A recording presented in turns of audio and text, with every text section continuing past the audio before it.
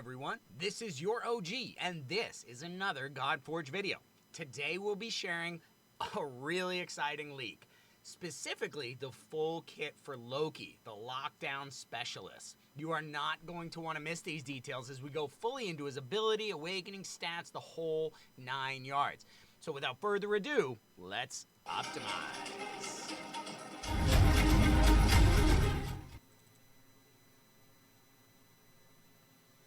All right, this is one of our first full hero breakdowns, and it's going to be on Loki from the Asgard faction, my favorite faction.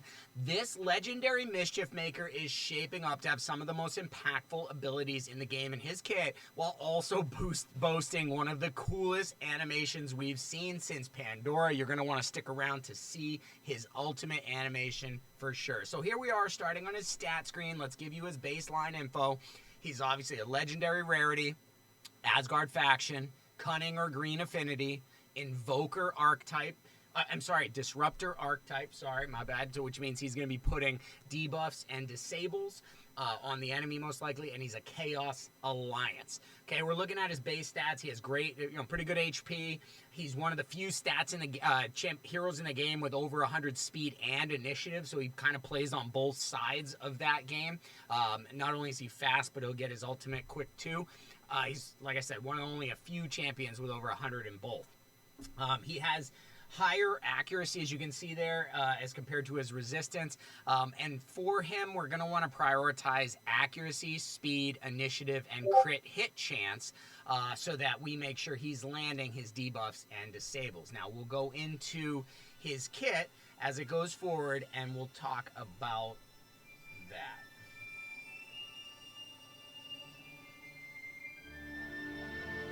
He looks awesome.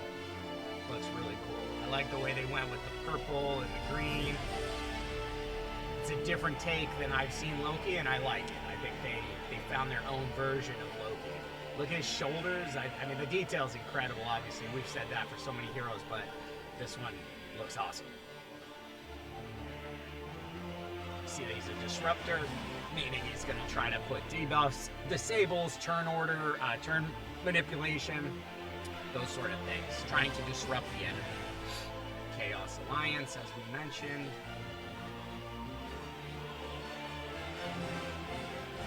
And a snake around his neck, too. There you go. I didn't even notice that before. Alright, so now we're getting to his abilities. Alright. Deceptive Daggers, his basic, attacks an enemy, a single enemy, with 200% his attack and 2200% his accuracy. So we know we're going to be trying to build accuracy on him. And then it also has a 75% chance to place Charm on the target for 1 turn. Reminding us, what is Charm? Well, they're going to show us. When they click on it here, Charm takes the attack for the enemy. So basically, if he places Charm in the enemy, when that enemy comes up in the turn meter, he takes their attack for them. Duration is reduced every time it's triggered. So that is Charm.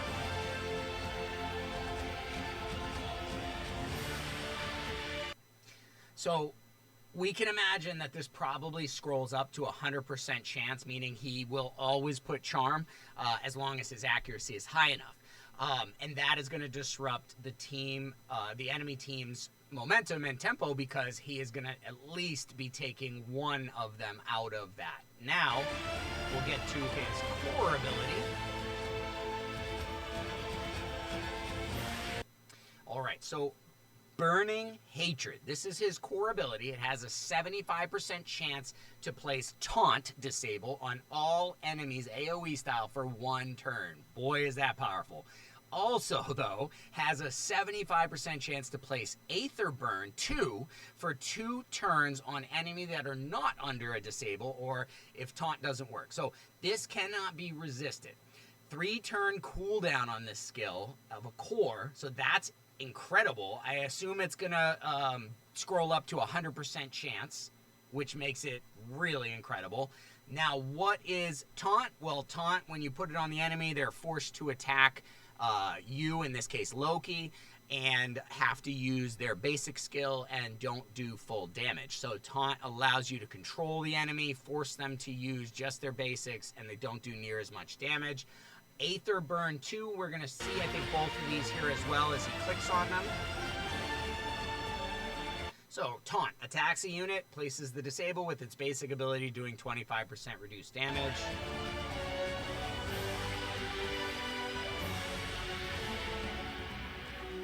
Aether Burn 2 increases your chance to weak hit by 10% and reduces divinity by 6% on all heroes on the team. So this ensures that you aren't going to hit as hard. You're going to have weak hits, and then you're going to be more likely to have weak hits, I should say, and it's going to make it harder for you to get to your ultimate. So a very strong debuff, in addition to the taunt and the charm. Those are helping to control the enemy as well, and then you are making it so that even if they're able to break through it, they're more likely to weak hit, and they're less likely to get to their ultimate. So that is pretty powerful. And the way it works is if you don't land the taunt, you get basically, it's 75% chance, but I'm sure they're both going to scroll up to 100. So if you don't land taunt, you get Aether Burn 2 as like your consolation prize, and that reduces the enemy's capacity to produce damage.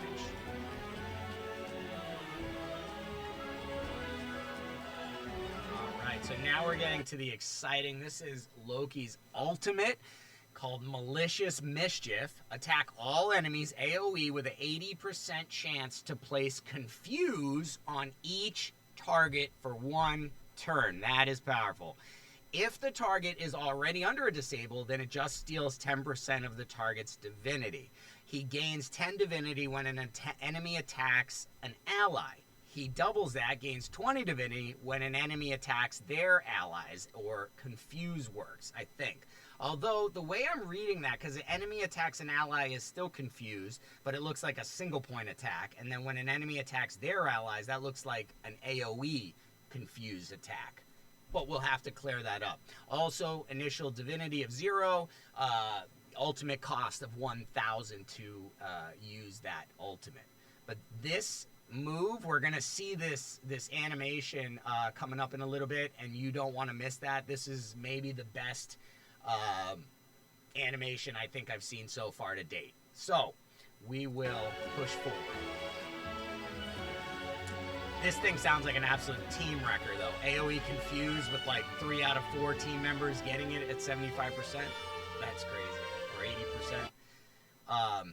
So there we see Confuse basically as disable there. Brings a lot of debuffs and 1 debuff and 2 disables to the so as you can see, Confused. This unit attacks a random ally with its basic ability, doing 75% reduced damage. But of course that causes them to lose their turn because they're not attacking you.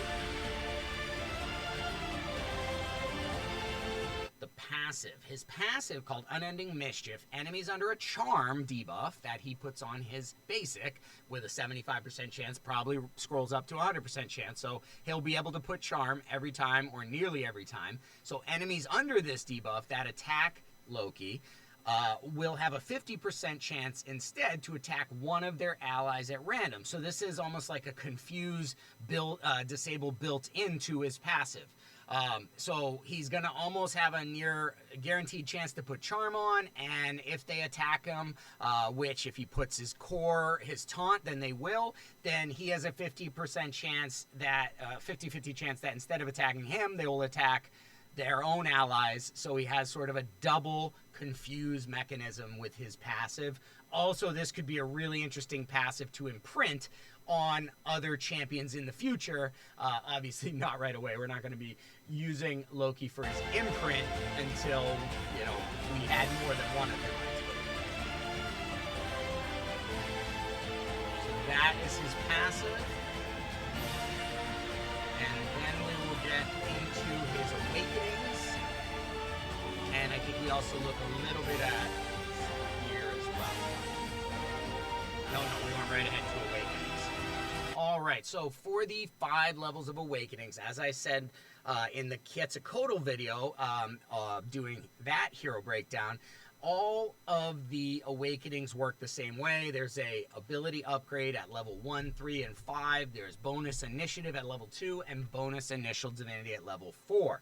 In order to go to each level, you either have to have a duplicate copy of the hero, as you see here, or one of these faction resources, and we aren't sure what they're called, maybe some sort of gem. They look valuable and rare because obviously each one would be the equivalent of pulling, in this case, a legendary hero.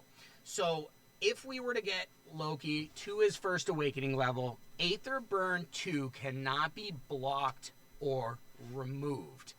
So that's really interesting. It only has a 75% chance to place for 2 turns on enemies not under a disable, and that can't be resisted, but now it also can't be blocked and it can't be stripped off. So it's going to ensure that you have a higher weak hit chance and reduces your divinity even more so, and then you can't take it off at all. Bonus initiative of 15 is the second level of awakening. And then we get to the third level of awakening. This is the second ability upgrade, and I think this is a very crucial point to get to. Has a 50% chance to reduce damage from enemies under taunt by 100%, meaning he takes no damage, and his core ability has a 75% chance to place taunt AoE on all enemies for 1 turn. So if they have taunt on him, 3 out of the 4 enemies, then basically he has a 50-50 chance of not taking any damage from their taunt attack at all, which helps him with his survivability. Then the 4th level of awakening, he gets a bonus for his initial divinity of 150, making it easier for him to get to his ultimate. And then his last ability upgrade changes his passive, it looks like. So his passive is enemy under a charm debuff attacks this hero. There's a 50-50 chance instead that they'll kind of confuse and they'll attack their own enemies.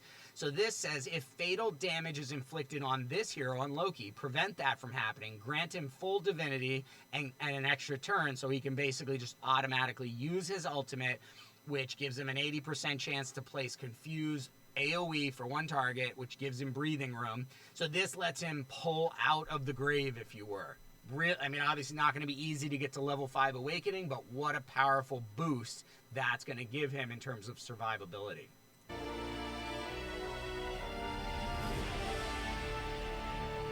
Now we are going to come up and we're going to see some Cavern play, also level 2. As it was with Quetzalcoatl, Loki here is going up against Spartan and the double hoplite. Now you'll notice that with Quetzalcoatl being wisdom or blue affinity, she struggled a little bit against this wave and the bleeds. Loki being cunning affinity is the correct or the good affinity against these red strength affinities, so he's going to clean through it a little bit quicker and a little bit easier than she did. Also, he packs a little bit more of a punch, even though he is a debuffer disabler. You can tell he can hit at least hard enough in level 2 to clear the enemy with a single hit, as you see there, where Quetzalcoatl just really didn't have that kind of damage potential. So you'll notice Loki lands taunt several times in this sequence. And is able to, it's very tanky. You can tell doesn't take a ton of damage, is able to turn around and clear 1 by 1 the enemy, not knocking out AoE and just running through them. But here we see Hoplite, Hippolyta, and Spartan, and we get to see his ultimate. He goes up in the air, transports behind them, attacks them, and comes back. Absolutely, that is so cool. I'm going to bring it back so you can see it again. So here is Loki. Got his ultimate. You can see the blue flames around his character icon right here. Ready to use the ultimate and to put that 80% chance to place Confuse. And if there is already a disable, which there's not because it's the first attack, then it would steal turn meter. But in this case, we're going to see We won't see the confuse go out because they're showing us in the Unity engine, I believe, and so we're just getting to see it. I know Dirk was mentioning in one of the podcasts, I think, working through the mechanics of this and making it clean and making sure he comes up in the right place behind the enemies each time. So they're still potentially finalizing this, but man, what a cool animation it is in general. So ready, we're going to watch this again.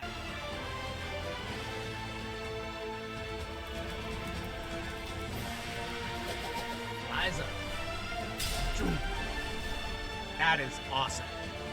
Awesome. Really great job from the team there, Fateless.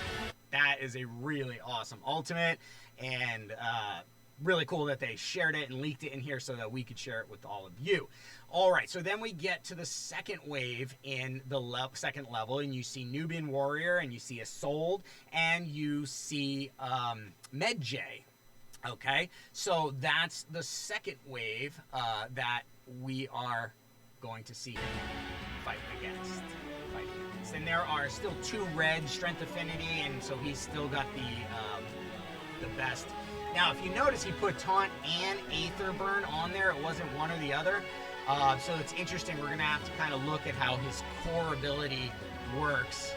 It looked like Aether Burn was sort of an either or if there already was a disable, but in that one it placed both the Taunt and the Aether Burn as well, so that's interesting. Now, Isolde has Mend here, and she can take bleeds off, but as you can see, Loki is really just no match for her, and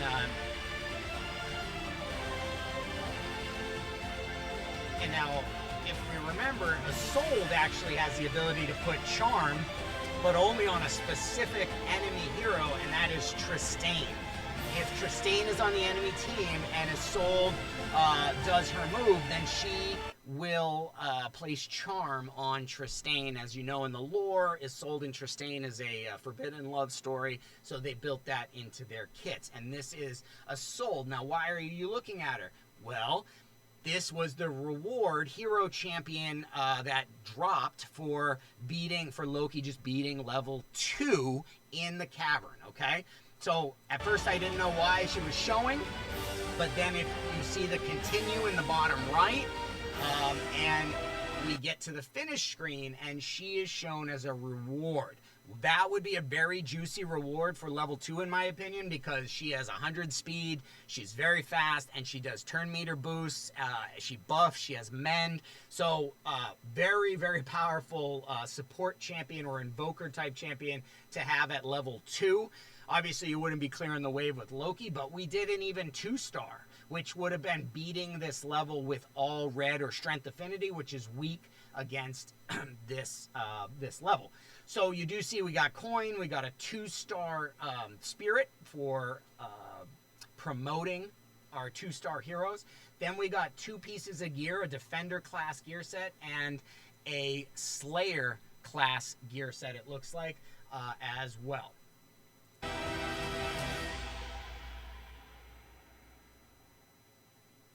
We will let this play out. So you see chest of the defender, defense plus 15%, and we got chest of the slayer, attack 15%. Definitely some of the equipment and gear we will likely see in the first levels.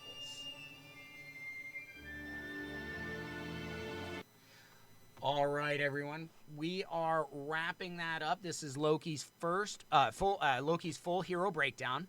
What an exciting kit. I cannot wait to get into the alpha, which is now less than 2 weeks away, and try out Loki myself and get to see this ultimate where he jumps behind the enemy or teleports behind the enemy and tricks them and, you know, puts his confuse on them, and then they all start, you know, attacking each other. Thanks for sticking with me all the way through to the end here. Take care of yourself, and remember, play smarter.